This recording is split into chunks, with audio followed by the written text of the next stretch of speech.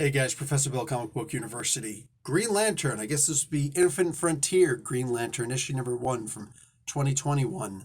I guess that's how it is, because there's probably going to be like 4 other Green Lantern books coming out soon. And then you'd wonder why. There should at least be 6, in this case 7, maybe 8, because Far Sector, I think that came out this week also. Tell me how that is, because I really like that book. Anyway, I really like this book too.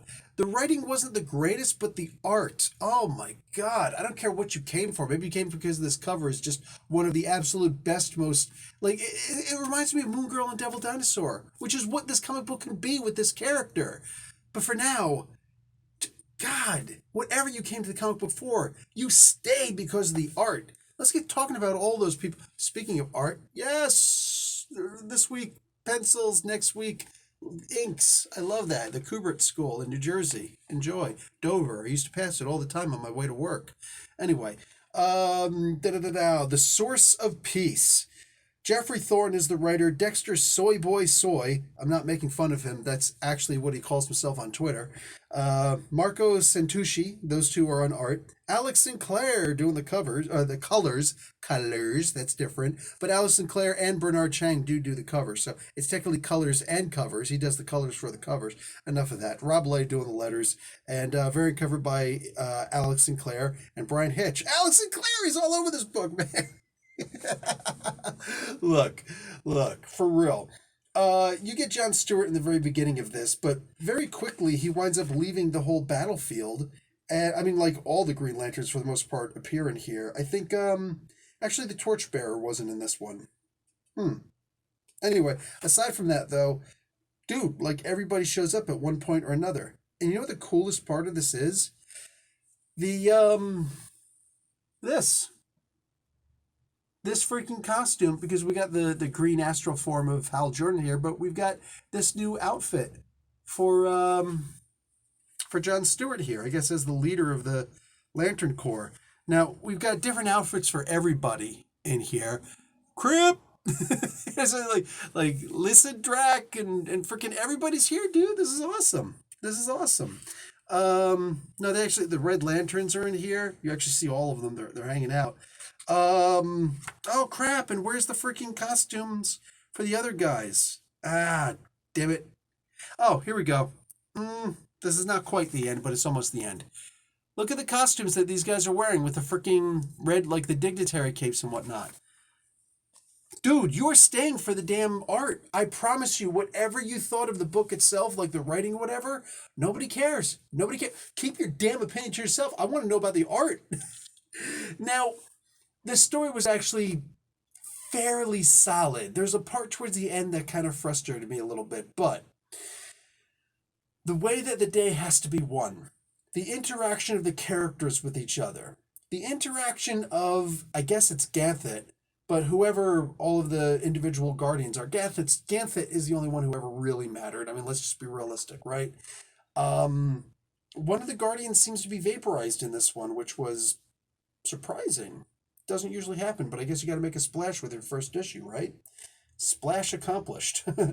How do we used to say in the army? Splash over, splash out. There you go. Wow.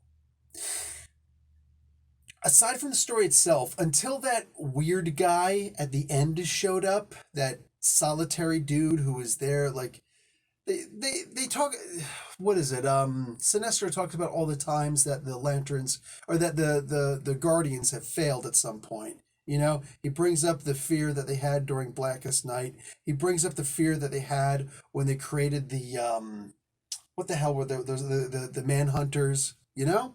Talks about the, he doesn't talk about it, but like the fear that they had during like the creation of the Alpha Lanterns should have been enough also. And I know there was more details to that, but shut up. You know it's a big deal. Like, wow, and Bodeco was going after them and what, like dude, that was scary and really messed up. Like, you changed people, bruh. You changed them. There were so many times when they acted with fear.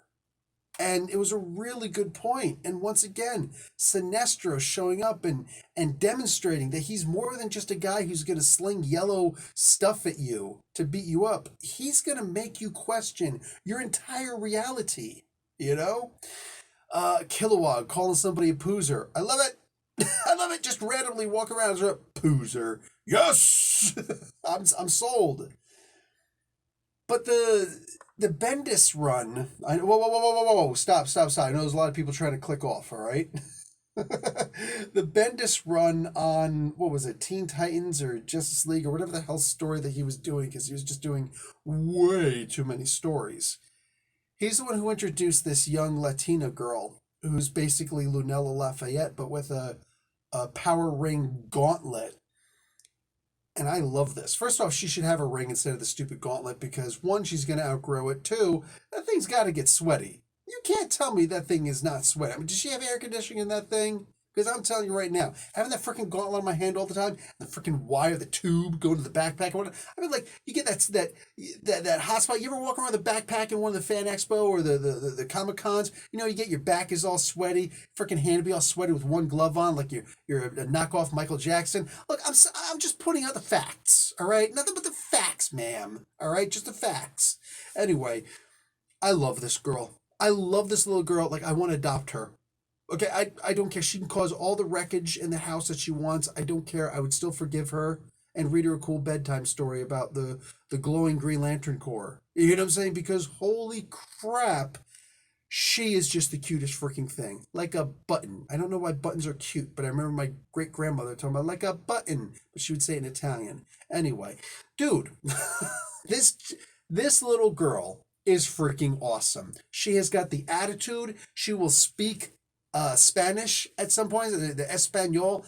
I don't understand it, but I don't have to because it wasn't actually meant for me. And I'm okay with that.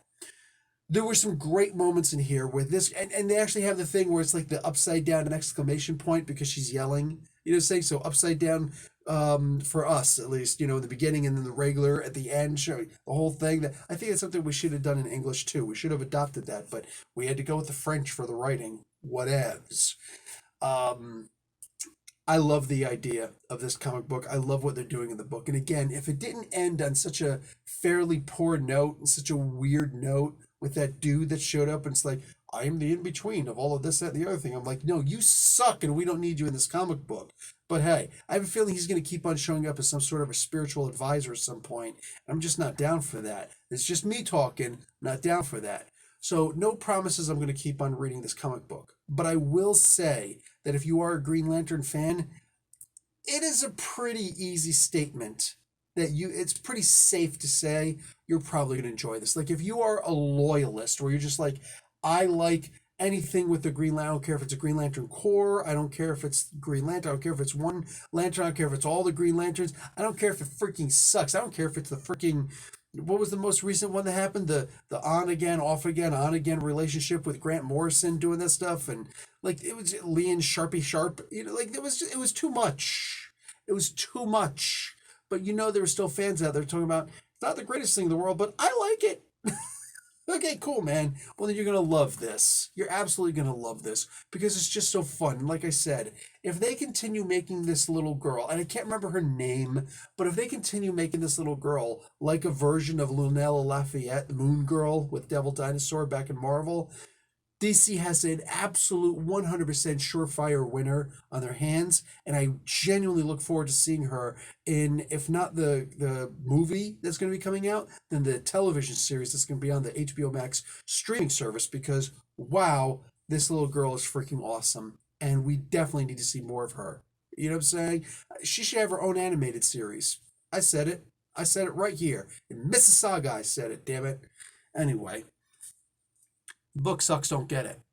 Says no one ever. This was a really good book. Go and check this out. I'll talk to you guys later. Like the video, watch an ad. Professor Bill, Comic Book University. Class dismissed.